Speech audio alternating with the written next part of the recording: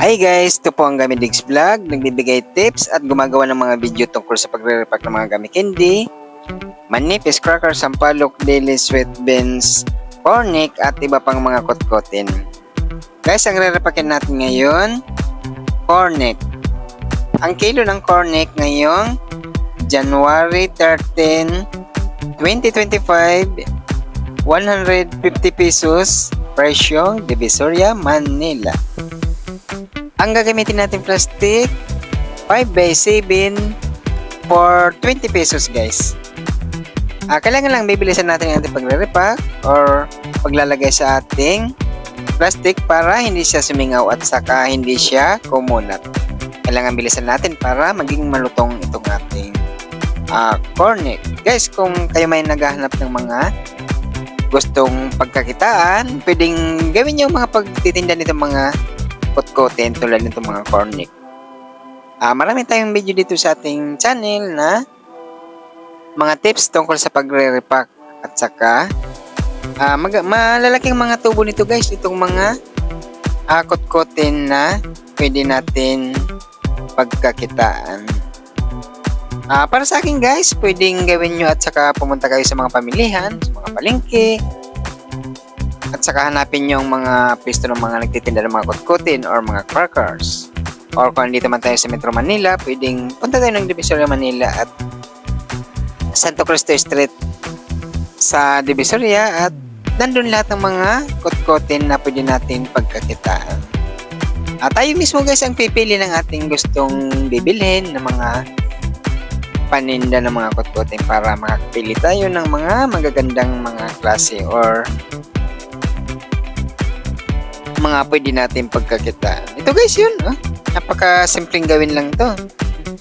Hindi naman kailangan itong malalaking punan guys, kasi pwede naman tayo nito mag-umpisa ng bibili tayo ng tig 1 kilo muna para makita natin kung magiging mabilis sa ating mga lugar.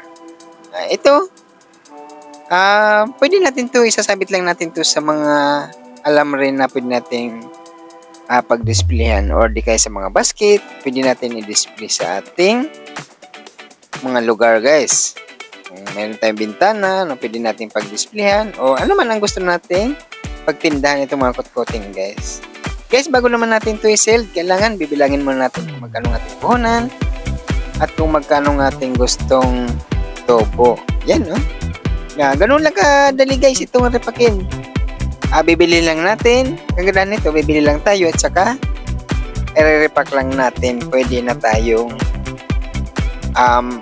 kumita dito sa mga kotkotin na to guys. Ito masasarap to at saka gustong gusto ito na ating mga kabayan. O ganitong mga cornic.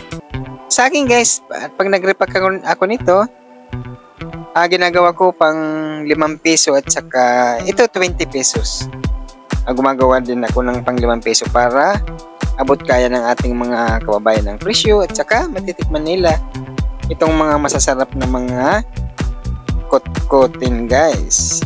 Ito magandang pangnegosyo to na mga ganitong mga kotkotin guys, kasi bibihira lang mga nagtitinda nito sa ating mga lugar. Ayun, panoorin nyo dito sa ating channel guys, dito sa Gummy Digs Vlog.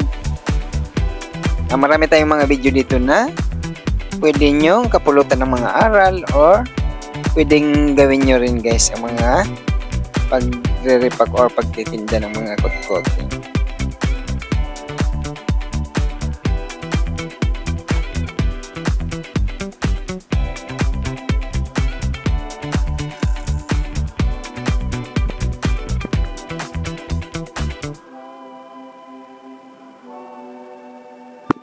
Ganyan lang guys ang pag-repack nitong mga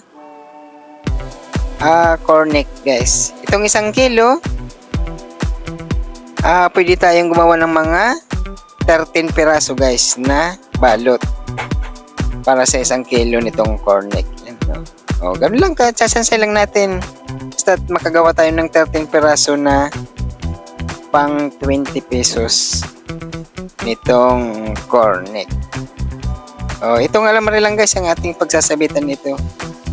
At saka mas maganda pag-displayan natin yung open lang na pesto natin guys sa ating mga bahay para kitang-kita sa labas ng ating mga kaubayan. Huwag natin lalagyan ng screen para mas maganda tingnan ng ating mga kaubayan.